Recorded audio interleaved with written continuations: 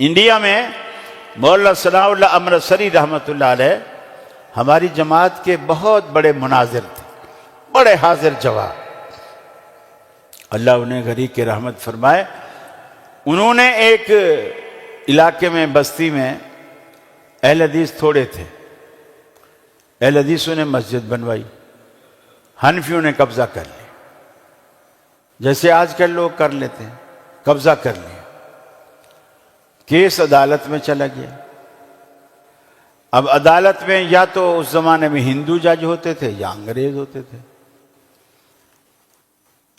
تو مولانا ثناء اللہ امرتسری رحمۃ اللہ علیہ کیس لڑنے کے لیے گئے عدالت میں۔ انہوں نے کہا کہ جی ان سے پوچھو کہ تمہارے مذہب کی کیا نشانی ہے۔ موٹی موٹی بولے بات میں کر دیتا ہوں، پوچھو کہ تم لوگ ہاتھ کہاں باندھتے ہو؟ حنفیوں نے کہا جی ہم تو یہاں وہ پیٹ پہ باندھتے ہیں، ناف پہ۔ انہوں نے کہا جی جج صاحب اس کو لکھو کہ حنفی جو ہے وہ ناف پہ ہاتھ باندھتے ہیں، لکھو۔ پھر اہل حدیث بھی کہاں ہاتھ باندھتے ہیں؟ اہل حدیثوں نے کہا ہم سینے پہ باندھتے ہیں۔ مولانا ثناء اللہ صاحب نے جج سے کہا کہ لکھو کہ اہل حدیث سینے پر ہاتھ باندھتے ہیں۔ اب یہ دو نشانیاں آ گئی، حنفیوں کی نشانی یہ ہے کہ وہ ناف پہ باندھتے ہیں، اور اہل حدیث کی نشانی یہ ہے کہ یہ سینے پہ باندھتے ہیں۔ جج نے فیصلہ یہ کیا کہ جن کی تعداد علاقے میں، محلے میں زیادہ ہوگی، یہ مسجد ہم اسی کو دیں گے۔ ثناء اللہ امرتسری رحمۃ اللہ علیہ نے کہا ہماری تعداد زیادہ ہے، حالانکہ اہل حدیثوں کی تعداد کم تھی۔ انہوں نے کہا ہماری تعداد زیادہ ہے۔ حنفیوں نے کہا جھوٹ بول رہا ہے، ہماری تعداد زیادہ ہے، گنو۔ انہوں نے جناب اپنی جج سے کہا کہ ان سے پوچھو تمہاری محلے میں کتنی تعداد ہے۔ انہوں نے مرد عورت سب گن کے بتایا اتنی تعداد۔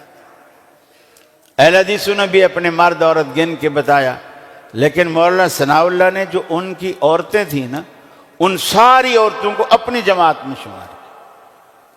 بولے جی آپ نے لکھا ہے کہ ہمارا جو نشانی ہماری ہے وہ سینے پر ہے، ان سے پوچھو ان کی عورتیں کہاں ہاتھ باندھتی ہیں۔ اب وہ بولے سینے پہ باندھتی ہیں لیکن حنفی ہیں۔ بولے یہ تم نے نشانی لکھوائی ہے، اور ہمارے بولے عورتیں بھی اہل حدیث ہیں، مرد بھی اہل حدیث ہیں، اور جو ان کے گھروں میں عورتیں ہیں وہ ساری اہل حدیث ہیں۔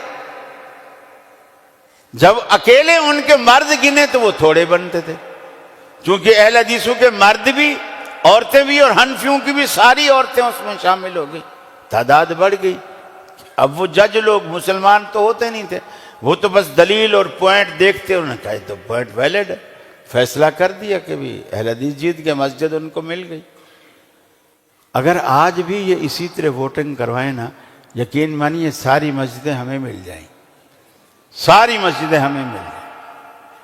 میرے بھائیوں، دین کو سمجھو کہ اصل دین کیا ہے، اصل دین کیا ہے۔ محرم آتا ہے ہمارا رنگ اور ہوتا ہے، ربیع الاول آتا ہے ہمارا رنگ اور ہوتا ہے، سفر آتا ہے رنگ اور ہوتا ہے، رجب آتا ہے رنگ اور ہوتا ہے۔ یہ جو موسم میں مذہب بدلتا رہتا ہے، یہ کون سا دین ہے جو سردیوں میں اور ہو، گرمیوں میں اور ہو؟